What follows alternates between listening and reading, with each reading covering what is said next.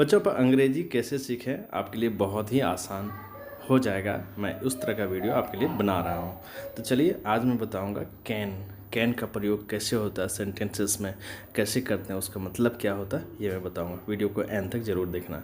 देखो, कैन का अर्थ होता है किसी भी कार्य को करने की क्षमता दिखाना या बोध कराना। जैसे सेंटेंस में क्या होता है, सकता है, सकती है, सकते हो, सकता हूँ इत्यादि होना चाहिए। उससे क्षमता का बोध होता है। जैसे मैं कूद सकता हूँ, मैं खेल सकता हूँ इत्यादि।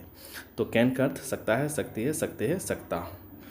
अब देखिए इससे क्या होता है, योग्यता और क्षमता का बोध होता है।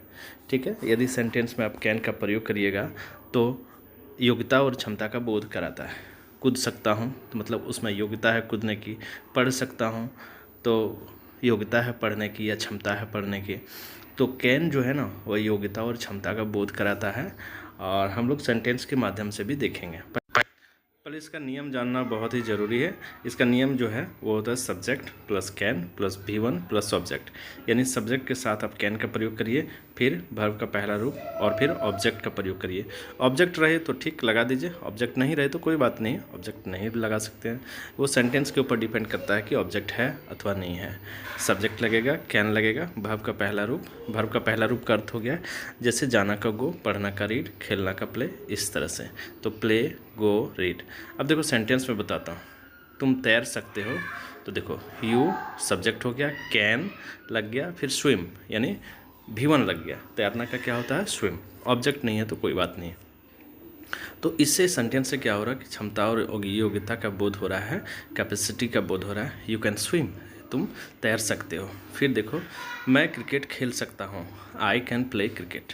मतलब मुझे क्रिकेट खेलने की क्षमता और योग्यता है मेरे में। ठीक है, इसलिए इसमें कैन का प्रयोग होता है। I can play cricket, I can play cricket. ठीक है, तो क्रिकेट की योग्यता हमारे अंदर है, इसलिए मैं खेल सकता हूँ और उसका अंग्रेजी आप कैन से बनाएंगे, आई कैन प्ले क्रिकेट। ठीक है, इस तरह से कई सेंटेंसेस को आप बना सकते हैं, अपने अंग्रेजी को स्ट्रॉन्ग कर सकते हैं। बहुत ही रोचक वीडियो। अगला है, हम लोग दौड़ सकते हैं, वी कैन रन। यानी दौड़ने की योग्यता क्षमता है वो हम लोगों में है, इसलिए हम लोग दौड़ सकते हैं। वी कैन रन, तो वी सब्जेक्ट हो गया, कैन लगाना होगा और उसके बाद रन यानी वर्ब का पहला रूप आपको देना होगा, वी कैन रन। ठीक है, हम लोग दौड़ सकते हैं, वी कैन रन। ठीक है, किसी को बोलिएगा तो ऐसे बोलिएगा, वी कैन रन यानी हम लोग दौड़ सकते हैं। कई सेंटेंसेस बना सकते हैं। वह तुम्हें पकड़ सकता है, देखो ही कैन कैच यू। देखो यहाँ पे ऑब्जेक्ट है यू, तुम्हें, इसलिए मैंने ऑब्जेक्ट यहाँ पे लगा दिया है। वह तुम्हें पकड़ सकता है, ही कैन कैच यू। तो ऑब्जेक्ट रहे तो आप ऑब्जेक्ट दे दीजिए, ऑब्जेक्ट नहीं रहेगा तो कोई बात नहीं, ऑब्जेक्ट आप नहीं भी दे सकते हैं। नहीं रहेगा तो नहीं दीजिएगा, ऑब्जेक्ट सेंटेंस में रहेगा तो आप दे दीजिएगा। ठीक है, चलिए अगला, मैं कूद सकता हूँ, मेरे अंदर कैपेबिलिटी है, क्षमता है कूदने की। तो आई कैन जंप, क्या होगा, आई कैन जंप, मैं कूद सकता हूँ। इस तरह ऐसे ही सेंटेंसेस बनाइए और बहुत सारे सेंटेंसेस बनाइए इस स्ट्रक्चर पे।